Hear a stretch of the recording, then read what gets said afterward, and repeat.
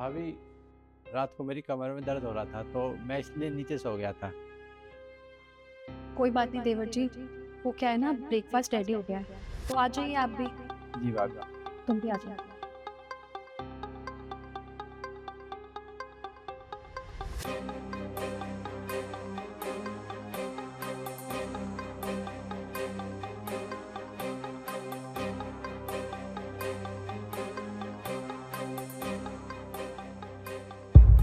क्या हुआ?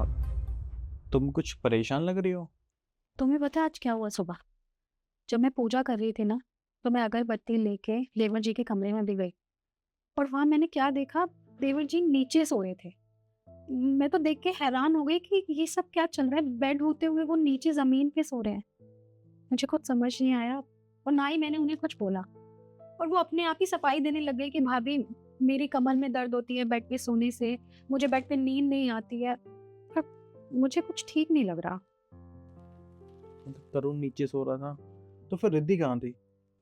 रिद्धि भी वहीं खड़ी थी, उसने भी कुछ नहीं कहा, वो भी चुपचाप खड़ी थी।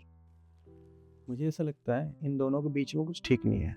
मुझे भी ऐसा लगता है, पर मैं तो ये सोच रही हूँ, तुम्हें ना उनसे बात करनी चाहिए, क्योंकि तुम उनके बड़े भाई हो।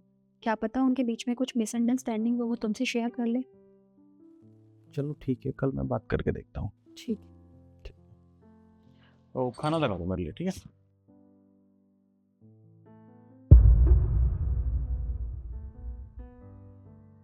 तरुण, तेरा काम कैसे चल रहा है? काम अच्छा चल रहा है भैया।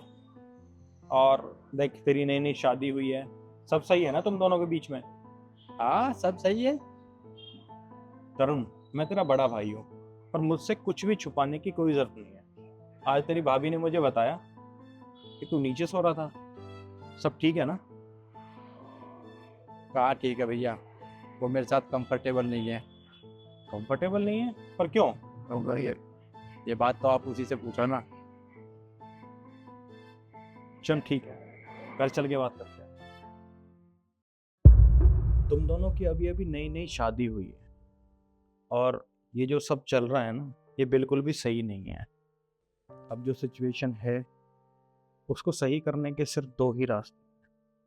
पहला तो ये कि या तो तुम दोनों अलग हो जाओ।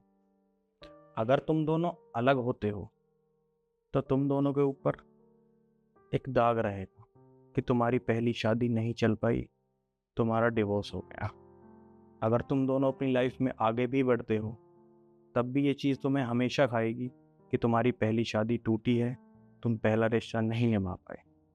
दूसरी जगह जहाँ भी तुम्हारी शादी होगी, हर जगह ये चीज़ तुम्हें फेस करनी पड़ेगी, और मैं नहीं चाहता कि तुम दोनों अलग हो। और दूसरा तरीका ये है कि तुम दोनों एक दूसरे को एक मौका दो। रिद्धि, मैं मानता हूँ कि तुम्हारा पास था, जिस लड़के से तुम प्यार करती थी उसकी भी शादी हो चुकी है, वो भी लाइफ में आगे बढ़ चुका है। तो तुम वहां पर अटकी मत रहो, तुम्हारी भी लाइफ है, उस चीज को छोड़ो, तुम भी लाइफ में मूव ऑन करो।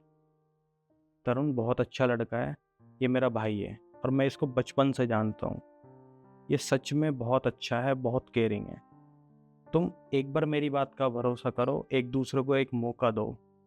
एटलीस्ट तुम दोनों एक दूसरे को 6 महीने दो, चीज़ें सच में सही होंगी। एक दूसरे को समझने के लिए, इवन तुम हमारे परिवार के लिए नई हो, हमें भी टाइम चाहिए, तुम्हें भी हमें समझने के लिए टाइम चाहिए, तो एक दूसरे को टाइम दो। तो मैं तो तुम दोनों को यही कहूँगा कि एक दूसरे को 6 महीने का टाइम दो। अगर उसके बाद चीज़ें सही नहीं होती हैं, तो जो तुम्हारा फैसला है, हम तुम्हारे फैसले के साथ हैं।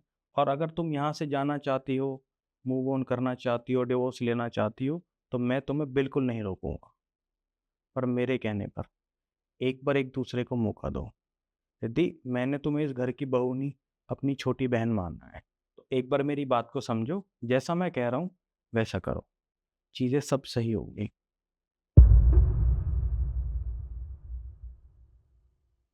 जी, हम कोशिश करेंगे।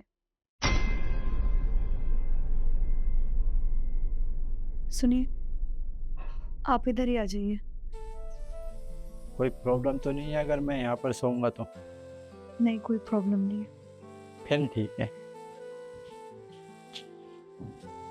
अच्छा एक बात बताइए, जी, आपको मूवी देखना कैसा लगता है? बहुत अच्छा लगता है। तो कल मूवी देखने चलें? डन।